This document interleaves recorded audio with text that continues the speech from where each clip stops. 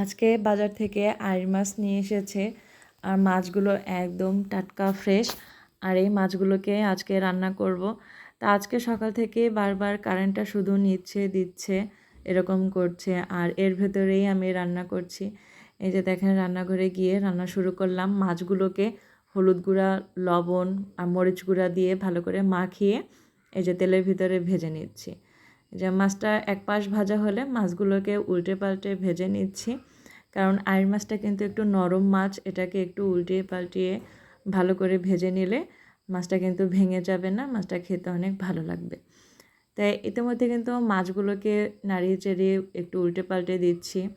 আর এই মাছটা কিন্তু একদম গরুর মাংসের মতো সব ধরনের মশলা দিয়ে ভালো করে কষিয়ে হালকা ঝোলঝোল করে রান্না করলে কিন্তু অনেক ভালো লাগে।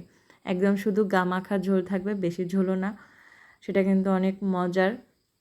আর এই মাছটা আমার অনেক পছন্দের একটা মাছ, আর আজকে সেটাই রান্না করছি। তো আর বাচ্চাদের খাওয়ানোর জন্য কিন্তু আইড় মাছ অনেক ভালো হয়, কাটা কম থাকে। তা এদিকে মাছ ভেজে নেওয়ার পরে কড়াই বসিয়ে দিলাম। এই কড়াইতে আমি তেলের ভিতরে পেঁয়াজ কুচি দিয়ে দিচ্ছি। পেঁয়াজ কুচিটাকে একটু নেড়েচেড়ে ভেজে নিচ্ছি। তারপর এখানে আস্তে আস্তে সব মশলাগুলো অ্যাড করছি। যে এখন এখানে আমি পেঁয়াজ বাটা দিচ্ছি 1 চামচ, তারপর এখানে রসুন বাটা দিচ্ছি 1/2 চামচ, আদা বাটা দেব 1/2 চামচ, আর তারপর এখানে কাঁচামরিচ দিয়ে দেব। তো এখন আস্তে আস্তে এখানে আমি সব ধরনের গুঁড়া মশলা দিয়ে দেব। তারপর এটাকে খুব সুন্দর করে নেড়েচেড়ে কষিয়ে নেব। তাই এখানে আমি আগে একটু পানি দিয়ে দিচ্ছি, কারণ মশলাটা আবার নিচ থেকে যদি পোড়া লেগে যেতে পারে।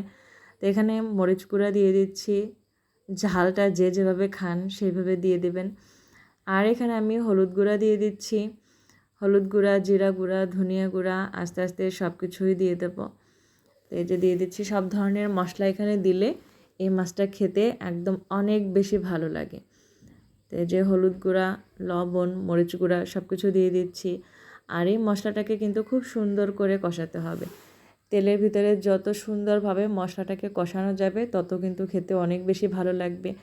আর আমরা যারা কুকিং ব্লগার আছি, আমাদের কিন্তু কারেন্ট থাকুক বা না থাকুক আমাদের কাজ কিন্তু চালিয়ে যেতে হবে। আমাদের কিন্তু থেমে থাকলে চলবে না, কারণ সুস্থ থাকি অসুস্থ থাকি, কাজ কম থাকুক বা বেশি থাকুক, কারেন্ট থাক বা না থাক, এটা কিন্তু ফেসবুক বা ইউটিউব কোনোটাই দেখবে না। আমাদের কাজ কিন্তু চালিয়ে যেতে হবে। আসুন আমরা সবাই সবার পাশে থাকি। আমার ভিডিওটা যে যেখান থেকে দেখছেন আমাকে সাপোর্ট করবেন। তাই এখানে আমি একটু টমেটো কুচি দিয়ে দিচ্ছি। একটা টমেটো আমি এভাবে ছোট ছোট করে কেটে দিয়ে মশলাটাকে ভালো করে কষিয়ে নিয়েছি। তার ভিতরে মাছগুলো দিয়ে একটু কষিয়ে নিলাম।